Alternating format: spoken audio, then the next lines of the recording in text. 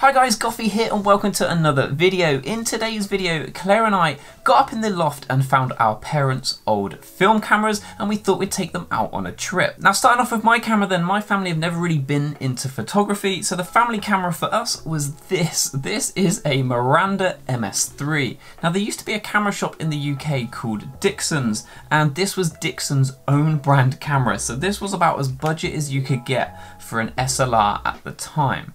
It was from about 1987 and the lens on the front of here is also a Miranda lens. It's a 28 to 70mm that goes from f3.5 to f4.8. So it's actually a pretty quick lens and it comes in quite a small compact size. Now for Claire then, things are a little bit different. Claire's family camera is this. Yep, that's right, it's the Hasselblad 500cm. A little bit unfair, right? But that is because Claire's dad used to be a photographer by trade, doing things like wedding and portrait photography. Long-time subscribers to this channel might remember that I actually did own a Hasselblad 500cm for a little while, and I think it did feature in some of the earlier videos on this channel, but this was Claire's first time ever using a kind of waist-level viewfinder and a medium format camera. We didn't really know if either of these two cameras worked properly as they'd both spent quite a long period of time unused in the loft. We kind of played around with them and it felt like they operated properly, so we thought, you know what, let's take them on a trip and see what we get. The trip was a walk down a local canal here to me in the UK, and we started at a cafe and ended at a pub. Sounds like a pretty good trip, right? So the first thing to do then when we got to the cafe was work out how to load these two cameras. Now loading the Miranda is very easy. It's exactly like you'd imagine. It's the same as pretty much any old SLR. You just stick the film in, put it across and get advancing. Into the Miranda we loaded some Kentmere 400. If you don't shoot Kentmere films and you never have, I advise that you give them a go. Kentmere is Ilford's kind of cheaper line of films, but honestly I get some very good results out of them, and there is a bit of a saving to be had over some of the Ilford films, and I don't think you notice the difference in quality. Then with the Hasselblad, I'm not ashamed to admit I did have to watch a YouTube video to remember how to load it. I can't remember what side the film had to start on and which side it went to, but having watched the video, it's really easy to load, and we got that loaded with some Ilford FP4, partly because that was the only medium format film that I had left in the fridge, as I don't really shoot medium format. Knowing that I had quite a lot more shots to shoot, I could shoot 36 shots and Claire could only shoot 12, I actually took a few shots around the cafe, and one of the main reasons for that was I wanted to try out a macro feature on this lens. So this lens on the Miranda has like a macro section that you can kind of turn the lens to, and it lets you shoot things up really close. And I've never shot macro photography on film, partly because I shoot things like Leicas and things like that where you just don't have that functionality. So I thought that was going to be a bit of fun, and here's some of the macro shots that I took over the course of the day. I was actually quite surprised at how well they come out. I think they look nice and sharp,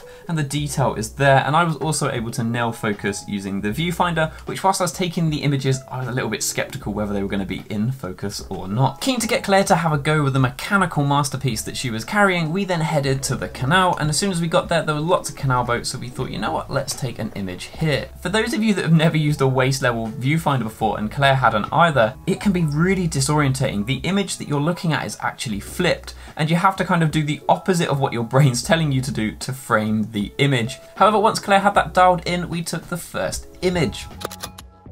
And I think we're off to a pretty good start. Metering wise, the Miranda actually has a meter built into it. I was debating on whether to trust it or not. I decided, you know what, let's just put full faith into the camera, as that kind of adds to the fun, and I just let the Miranda do what it wanted to do. So I essentially shot in aperture priority mode the entire day and let the camera choose the shutter speed. With the Hasselblad doesn't have an internal meter. We just used the trusty phone app that I always use, and it's never let me down once, and it didn't let me down at all on this trip. I think all of the Hasselblad shots, the exposure has been nailed almost perfectly just by using a free phone app.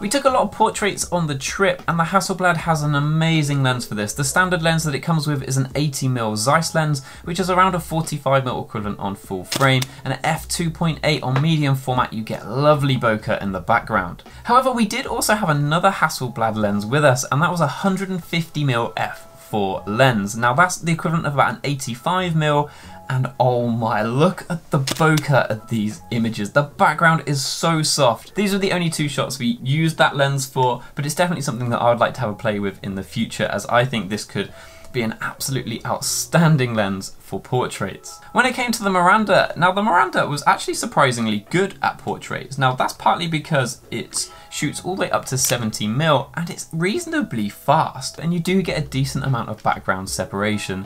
I ended up taking lots of portraits of Claire throughout the day, and I was actually surprised at how well these come out. And I feel like because the lens isn't that great and isn't that sharp, the portraits come out looking a little bit soft, which I think adds to the look and I think is actually quite flattering.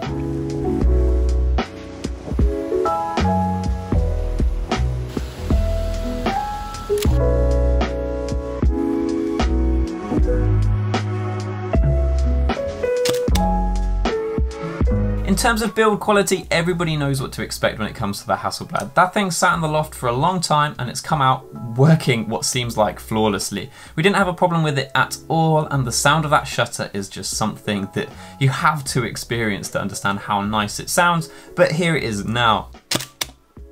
Now when it comes to the Miranda, this thing, I wouldn't say it feels cheap, but you can tell it's pretty cheaply made. The materials are actually quite nice. There's lots of like solid plastics and a few metals on it, but things like advancing the camera forward feels really rough. The button on the top which you change the shutter speed with is just spongy as anything. There's no kind of like click to let you know it's actually worked or not. And the shutter sound is one of the silliest things I think I've ever heard when it comes to a camera shutter. Listen to how plasticky this thing sounds. However, it does still work, right? So I guess we can't knock it too much, but you can tell that these two cameras, just from holding them, are in completely different leagues. At one point the sun came through really hard and created some really harsh shadows, and it actually produced one of my favourite photos of the day, and we basically got the same photo on both cameras, on both the Hasselblad and the Miranda. And I think it's one of those things with film which people sometimes forget, is the fact that everybody is on a level playing field when it comes to the sensor inside the camera. Essentially everybody's shooting the same film, so you can get the same results. If anything, it's more to do with lenses than it is to do with cameras itself. However, the Hasselblad being medium format 6x6, the resolution of that file is so much better, as my scanner's just able to pick up so much more detail in that large negative. But when you display them next to each other like this, could you really tell that one of them was taken on a budget camera and one of them was taken on one of the best cameras you could buy at the time? Apparently you do need a decent camera though when the sun comes out and you're taking any photos pointing at it. This is where the Miranda completely fell apart. The lens on the Miranda flares worse than any camera I have ever used.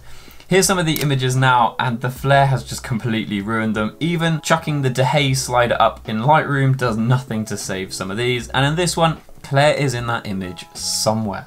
I get a lot of enjoyment out of photography by using different gear. I know that's kind of frowned upon by a lot of people, but I enjoy just trying out different gear, and film photography is so good for that. There is so many cameras out there in so many different styles that are really cheap that you can pick up, that I personally get a lot of fun out of just trying different things. And for Claire, she really enjoyed being able to use her dad's old film camera that he quite literally used to make a living. There was definitely a bit of nostalgic sort of feeling on the day using our parents' old cameras, and I actually really enjoyed the day as it was just so much fun trying out something different. And what better way to end the day than a quick trip to the pub to finish off, which was down the other end of the canal, and we fired off the last few frames whilst we sat there. I hope you guys have enjoyed watching this video as much as I have enjoyed making it. This was honestly one of my favourite videos to actually go out and record. It was a good fun on the day and I really enjoyed it, and the images I think have come out very, very well for two cameras that at the start of the day we didn't even know if they worked. If you have enjoyed it though guys, please do not forget to like and subscribe. There's plenty more film and Fuji content coming to the channel very, very soon. Thank you for watching, and I'll see you in the next one. Cheers!